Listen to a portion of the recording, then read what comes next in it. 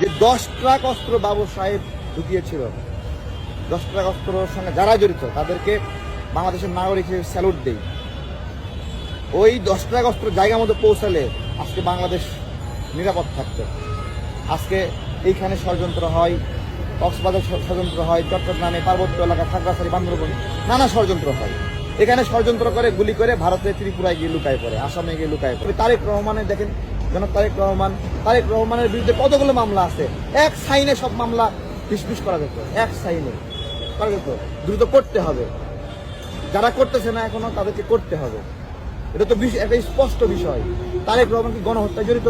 আমাকে জিজ্ঞাসা করেন, হাসিনার মতো ছাত্রদের গুলি করে হত্যা করছে? বলতে পারবে কেউ? বলেন। বলে হাওয়া ভবন কাকে কবে লটকায় মারছে বলেন? দেখান একটা হাওয়া ভবনের দ্বারা সংক্ষুব্ধ 5টা ব্যক্তিকে দেখান যারা হাওয়া ভবনে তাদেরকে আয়না ঘরের মতো টর্চার ছিল, নির্যাতন করা হয়েছে, দেখাতে পারবে? কিন্তু হাওয়া ভবন বলে বলে বলে বলে এটা নিন্দা করে করে করে, আরে ভাই হাওয়া ভবন ওইখান থেকে তারা সাংগঠনিক কার্যক্রম করছে, প্রশাসনিক কার্যক্রম করছে, একটা সেই বিল্ডিং এর একটা নাম হাওয়া ভবন, সেটাকে নেতিবাচক ভাবে বানাই ফেলছে। আবার বলে খাম্বা মানে খাম্বা কিনছে কিন্তু বিদ্যুৎ দেয়নি, তাই বলছে, তাই না? আরে ভাই খাম্বা কিনছে কেন? বিদ্যুৎ দেওয়ার জন্য। হ্যাঁ, খাম্বা কেনার পরে বিদ্যুৎ দেওয়া পর্যন্ত সে ক্ষমতায় ছিল?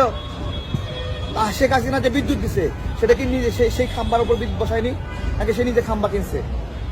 এগুলো নিয়ে মানে নেতিবাচক ছড়ালে অনেকভাবে ছড়ানো যাবে। এখানে বাবর সাহেব একজন দেশপ্রেমিক মানুষ। বাবর সাহেবকে দেখলেই মানুষ বাঘ মনে করে। সে হলো 7 সিস্টারের আব্বা। ইন্ডিয়া তাকে আব্বা ডাকে। তো এই আব্বাকে তাড়াতাড়ি এখনই আজকে কেন মুক্ত হচ্ছে না আমার জিজ্ঞাসা। মানে ভারতের বিরুদ্ধে ষড়যন্ত্র করছে, এটা তো দেশপ্রেমের একটা উজ্জ্বল দৃষ্টান্ত। তাহলে এই দেশপ্রেমিককে আগে বের করতে হবে। আমি মনে করি তাকে এত পরিমাণ কষ্ট দেওয়া হয়েছে, আমরা যারা বন্দী ছিলাম এই আন্দোলনের মধ্যে, সবার মুক্তির আগে তাকে সামনে রাখা মুক্তির কর্মসূচি করা লাগতো।